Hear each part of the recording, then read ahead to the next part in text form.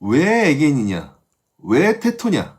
그래서 왜 이번에 나는 솔로 30기가 에겐남 특집인지 제가 또 망상에 가까운 추측일 수도 있지만 우선 결과부터 말씀드리자면은 이게 다 제작진이 설계한 거예요. 원래 이 그 사람이 구라를 제대로 칠 때도 진짜 반, 가짜 반 이렇게 막 반반 섞어가지고 이렇게 치잖아요.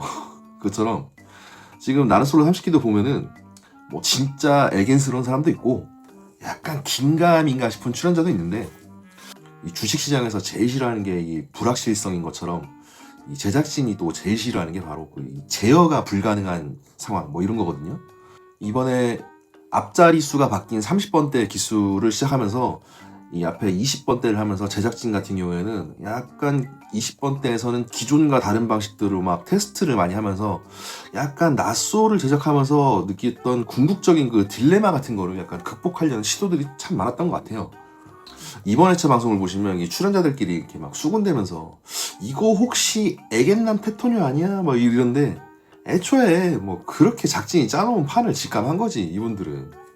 자, 그래서 그럼 왜 이런 구도가 나왔냐? 일단은 나는 솔로 애청자분들은 잘 아시겠지만은 요즘에는 좀 과거처럼 이게 막 정말 스타성 있는 이런 흔히 대빌런이라죠, 네임드 요런 부분들이 매우 드물어요 사실. 저 같은 경우에도 나는 솔로 출연자들을 대상으로 한 티어표를 한 2번가량 만들었는데 이 상위 티어 네임드들은 대부분 옛날 기수들이지 막 요즘은 그 해당 기수 전체의 막 흐름을 끌고 갈 정도로 막 그런 엄청난 패왕색 패기를 보유한 출연자들은 거의 없다고 봐요. 최근 방송까지 막상 누군가 막 엄청 논란이 생기고 그러면은 막 시청자들이나 저 같은 레카들이 막 역대급이다 이런 얘기를 많이 대부분 하시는데 막상 대부분 그 기수 끝나고 이게 그러면은 관심이 팍 식어버리지. 예전처럼 막 방송을 쭉쭉 끌고 나가면서 막 오랫동안 그 기억에 남는 출연자들은 진짜 요새 좀 드물다고. 그래서 이런 메인 빌런의 부재 그리고 동시에 또 기본적으로 제작진이 제일 우선으로 생각하는 게 조합입니다. 조합. 그 리그 오브 레전드에서 그 메타가 중요하듯이 일단 조합이 우선이고 그 조합 안에서 이제 스타가 탄생하는 구도인데 예전에는 그 낯솔에서 스타 하면은 사실 대부분이 거의 여자 출연자들이었어요. 거의 남자는 찾아보기 어려울 정도로 그나마 사기 영철이나 턱시기 정도가 있었지. 그래서 여자 출연자들이 이슈도 많이 되지만 그만큼 또 그 욕도 엄청 많이 먹고 사회적으로 이슈도 참 많았지만 그래도 그때는 약간 도파민 참 잘 났어요. 그야말로 낭만과 악플이 난무하던 시절이지 당시는. 근데 어느 일정 시점을 지나가면서부터 이 누적된 문제들이 너무 이렇게 좀 리스크가 커지니까는 제작진 같은 경우에는 약간 새로운 방향성을 찾을 수밖에 없었다고 봐요. 여기에 그 여출들이 하도 욕을 많이 먹다 보니까 또 이제 출연 전에 나름 열심히 학습도 하고 또 출연 전에 총명탕을 지어 먹었는지 그것까진 모르겠지만은 나름 막 엄청 잔머리 굴리다 보니까 막 자기적인 장면이 막 되게 많이 나오고 특히 가끔 막 아예 대놓고 막 이제 홍보를 못 해가지고 막 안달난 출연자들이 막 나왔단 말이야. 그게 20번대 초반에 나왔어요. 다들 기억하시겠지만 통칭 박지성이라 불렸던 21기 현숙. 어쩌면 그 최근 기수들에게 그 영향을 주기 시작한 그 시발점일 수도 있어요, 그분이. 틈만 나면 막 공연고실에서 막 자기가 쓴 책이나 아니면 브랜드 홍보한다고 막 그 브랜드 로고 찍힌 모자 쓰고 티셔츠 입고 막 나와서 아마 그 제작진이 편집하다가 진짜 빡쳤을 수도 있는데 그래도 그때는 어쩔 수가 없었겠지. 그래도 지금까지 꿀빡에 있었으니까. 이후에 그 22기 돌싱 특집 같은 경우에도 대부분 그 화제의 중심에는 다 여출들이 있었거든. 그러다 보니까 제작진 입장에서는 사전 인터뷰할 때 약간 좀 뭔가 독특한 출연자들을 이렇게 섭외를 할 수밖에 없었는데 근데 이게 23기에 들어서 제작진이 좀 무리를 했던 것 같아요. 그때 끼도 좀 보이고 그런 출연자를 섭외를 했는데 그때 그 23기의 그 볼드모트 누구라고 말 안 해도 다들 아실 거예요. 뉴스에도 올랐으니까. 뽑아놓고 촬영을 들어갔더니만 알고 봤더니 범죄자였죠. 결국 제작진 입장에서는 통편집이라는 그 사상 초유의 사태가 발생하면서 당시에 아마 진짜 뼈를 깎아내는 그 고통을 느꼈을 거예요. 그러니까 이게 참 딜레마가 된 거예요. 분명히 여자 출연자들이 화제성은 좋은데 갈수록 섭외 과정에서 리스크는 크게 느껴지고 그런데 여기서 갑자기 24기 때 혜성같이 나타난 거대한 존재가 있었죠. 그게 바로 24기 벙식인 거야. 제작진은 여기서 이제 새로운 가능성을 찾은 거지. 그래서 그 후에 24기 이후에 25기 때부터는 그 메인 주제나 메인 캐릭터에다가 제작진이 은근히 남자 출연자들한테 힘을 많이 실어줬어요. 24기 이후에도 25기를 보면은 촬영을 하다 보니까 여출에 대한 뭐 이슈도 있고 그런 거지, 애초에 처음 세팅할 때 보면은 대부분 남자 출연자들 중에 되게 개성이 많았고 그쪽으로 좀 힘이 좀 실리는 방향이 있었거든. 25기만 해도 볼까요? 일단 오지랖 넓은 영수, 조민기 영식, 워킹데드 영호, 괴짜 강수, 그리고 뭐 히딩크를 꿈꾸는 K리그 2군 출신 그분, 예. 그리고 그 사이에 약간의 경쟁과열을 노리고 딱히 뭐 개성이 상대적으로 되게 막 뚜렷한 친구는 아닌데 말끔한 상처를 그 데코로 딱 장식해놨지, 25기에다가. 그 이후에도 25기 광수한테는 제작진이 참 힘을 좀 많이 실어줬는데, 뭐 낯솔 사계도 나오고 촌장주점에도 나오고 뭐 그랬는데, 25기 광수 같은 경우에는 특이하고 독특하고 신기하긴 한데 이게 좀 안타까운 건 일회용이지. 솔직히 그렇게 재밌는 캐릭터는 아니거든요.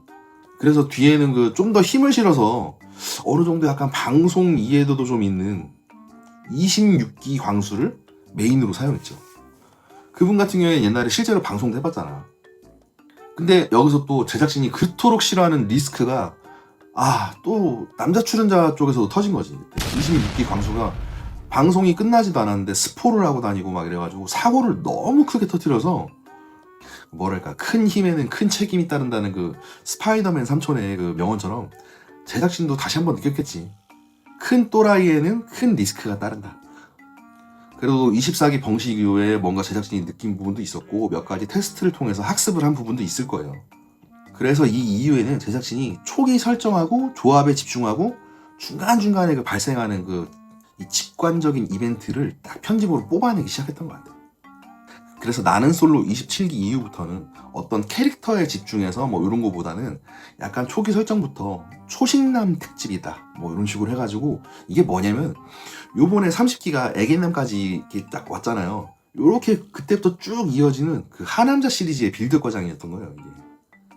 요번에 30기도 솔직히 따져보면 다 애견남이 아니잖아. 근데 27기도 보면은 초반에 막 초식남이다 뭐 이런 거 엄청 강조했지만은 결국에는 마지막까지 그 이불 밖은 두려워 이거 했던 거는 영어밖에 없었어요. 27기는 초식남, 뭐 28기는 뭐 돌싱이라 건너뛰고. 근데 28기도 보면은 그 이야기꾼 영수님 있잖아요. 사실 그분이 사실 메인이었지. 그 다음에 중간에 낯솔 사계에서 약간 순순한 특집하고, 29기에는 연하남, 그리고 이제 하남자 시리즈의 절정인 이번에 애견남까지 온 거예요, 이게. 여기서 이 하남자 시리즈는 그 일종의 타이틀이자 약간 포장지 역할이고, 그러니까 제작진 같은 경우에 숨은 속내는 은근히 또 뒤에서 관찰을 하면서 편집으로 뭐 쪽쪽쪽 뽑아내겠지. 이번에도 보면은 그 30기 영수, 영우, 영식 먼저 이 셋이 왔잖아요. 그 뒤에 그리고 뭐 영철, 광수, 상철이 왔는데, 그게 딱 3명씩 반반 나눠놓으면은 상대적으로 외모가 약간 좀 사실 비교되는 건 사실이야. 보통 어느 정도는 이 밸런스를 위해서 약간 외적인 거랑 뭐 스펙적인 거랑 약간 이게 밸런스 패치를 하는데, 이번에는 보니까 뭐 영호 같은 경우에는 그래 좀 키는 좀 작은데 어쨌든 근데 외모는 약간 미스터 트롯 같은데 약간 나오는 분 같잖아 그래도. 그리고 뭐 정확한 직업은 모르겠지만 뭐 나름 부동산 자산도 있고, 영수 같은 경우에도 뭐 지금 피지컬 상으로 봤을 때는 30기 중에서 가장 훌륭하기도 하고. 근데 뭐 직업이 나쁘냐? 근데 예고편 보니까 직업이 그렇게 나쁜 것 같지도 않아요. 보니까는 뭐 현대중공업 보니까 신라면세점 뭐 이런데 약간 대기업 위주로 이직하셨던 것 같은데. 그리고 영식 같은 경우에는 대놓고 변호사잖아, 대놓고.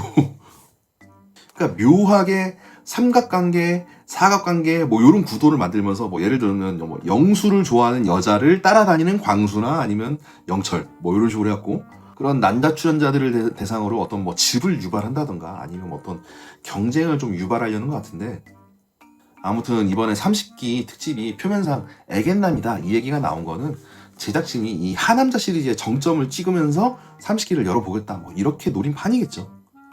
표면적인 부분 외에도 이 제작진 여러분들 같은 경우에는 다양한 거를 고려해서 막 이런 구도를 만든 것 같은데 다 좋아요. 다 이유가 있고 뭐 어련히 잘 하시니까 뭐 저는 항상 제작진을 믿습니다. 근데 이왕이면은 낯솔 사계도 그 지난번처럼 애매하게 뭐 순순한 특집 뭐 이런 거 하지 말고 이왕 하남자 시리즈 한번 제대로 지를 거면은 뭐 미워도 다시 한번 특집 뭐 이런 거 요렇게 타이틀 걸어놓고 그동안 차마 부르지 못했던 남출들이 은근히 있어요. 그런 남자 출연자들 불러서 요번에 낯솔 사계 심폐소생술 한번 좀 빡세게 들어가야 될 것 같아. 내가 봤을 때 너무 늘어져 요새 최근에 했던 낯솔 사계가. 뭐 인재 많잖아요. 뭐 사기정수, 12기 광수. 둘은 여친 있구나. 여친 있고 아니면 뭐 저기 그 눈물 많은 19기 광수하고 19기 영철 이런 출연자들 불러서 뭐 여자 출연자들도 맨날 꽃 이름 있잖아요. 이런 거 장민이, 백합이니 이런 거 하지 말고 본기스 같은 경우에는 몇 기 영수, 몇 기 영자, 몇 기 옥순 이래하고 좀 구분이라도 가능한데 맨날 뭐 국화, 장미, 백합 요새는 뭐 용담 이런 거 하니까는 이제 누가 누군지도 헷갈리고 뭐라고 부르기도 애매해. 그래서 미워도 다시 한번 특집 뭐 이런 거 할 땐 꽃 이름 말고 화끈하게 뭐 안녕하세요 오한마입니다. 안녕하세요 사심입니다. 그리고 빠루 좋다. 그래 빠루 좋다. 이런 거 해가지고 처음에 여자친구들이 와갖고 연장 같은 거 챙기면서 안녕하세요 저는 사심이에요 이랬는데 딱 봐서 19기 영철이랑 눈빛 마주치는 거지. 그리고 바로 그냥 말 안 하고 죄송합니다 그래서 촬영 거부하고 돌아가는 거 찍고